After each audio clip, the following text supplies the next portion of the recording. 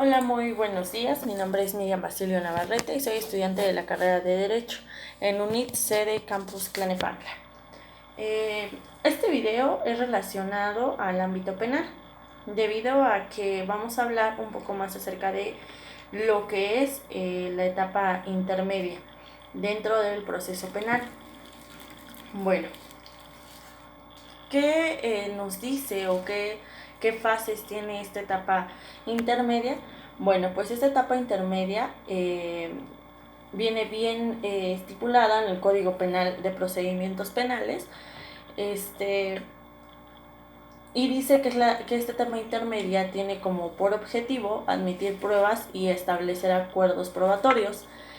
Es decir, esta está limitada a una parte meramente probatoria. Ahora bien, esta etapa intermedia se compone de dos fases.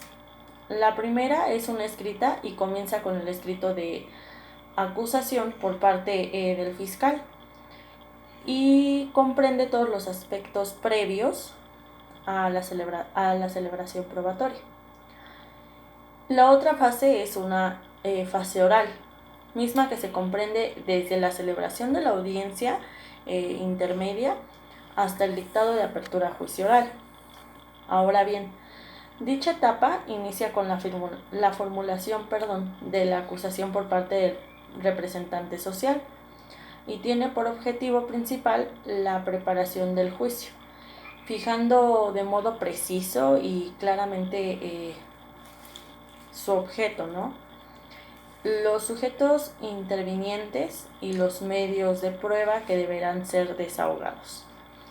En este estricto sentido, una de las principales funciones del juez de control durante esta etapa consiste en asegurarse que durante la investigación no se hubiera cometido transgresiones a los derechos fundamentales del imputado y en su debido caso garantizar que las consecuencias de estas no se trasladen a la etapa del juicio oral.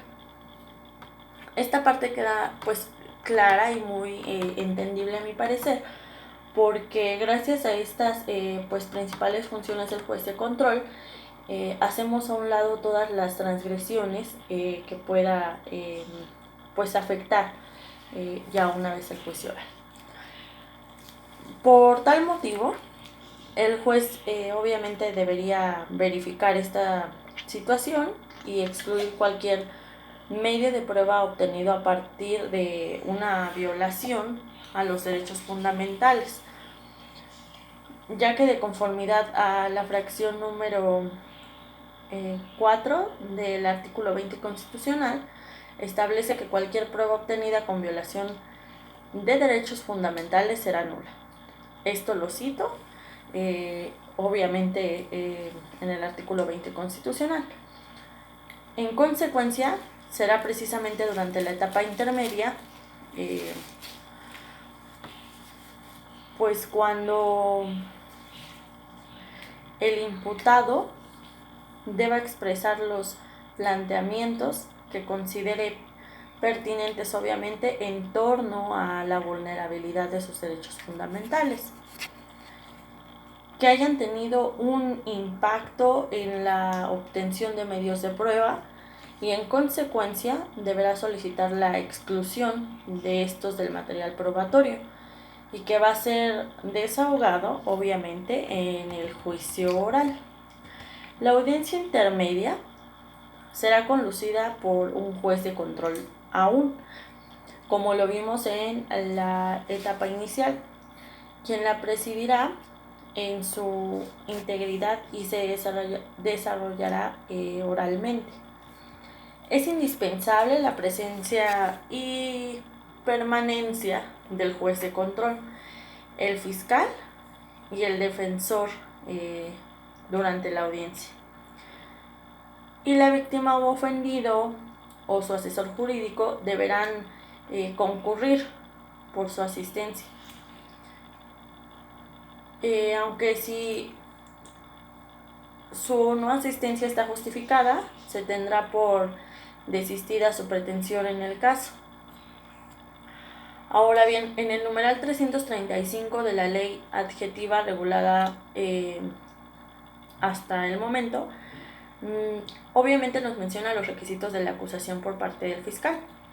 Y de acuerdo con este precepto, si el representante social estima que la investigación apartó los elementos necesarios para ejercer esta acción penal, entonces presentará su acusación.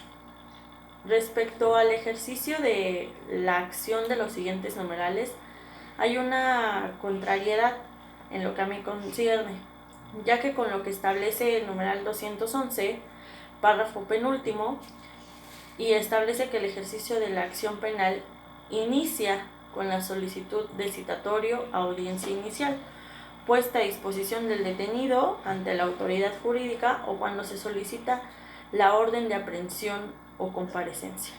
Y en el artículo 335 del Código Nacional Penal dispone que si el fiscal estima que la investigación aporta los elementos necesarios para ejercer la acción penal contra el imputado, entonces presentará la acusación.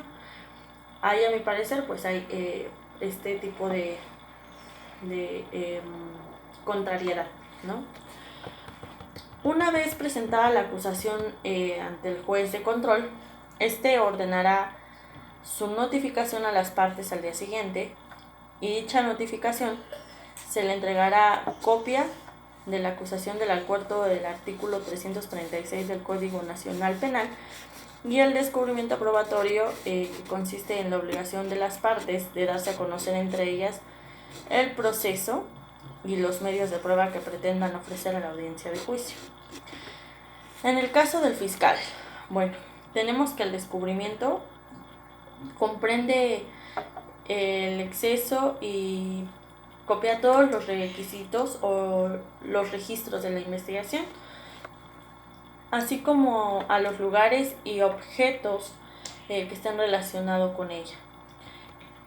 En caso del imputado o del defensor, consiste en entregar materiales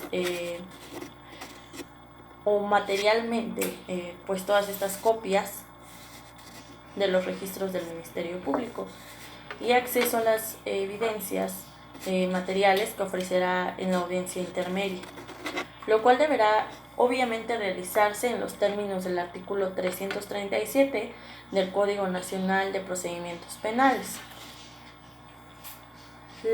La actuación del imputado en la fase escrita de esta etapa intermedia será dentro de los 10 días siguientes.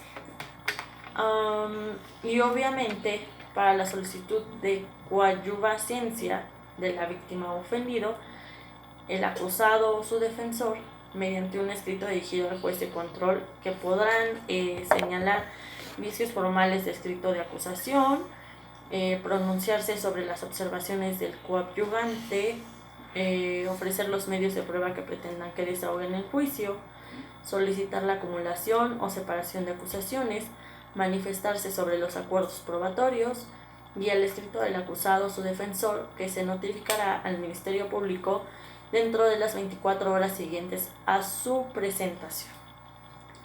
En cuanto al descubrimiento probatorio, consiste en la obligación de las partes de dar a conocer entre ellas en el proceso los medios de prueba que pretendan ofrecer en el juicio. Y ya ofrecidos estos medios probatorios a juicio, el justificable es, pues obviamente dictará una fecha y hora para que se lleve a cabo la audiencia intermedia.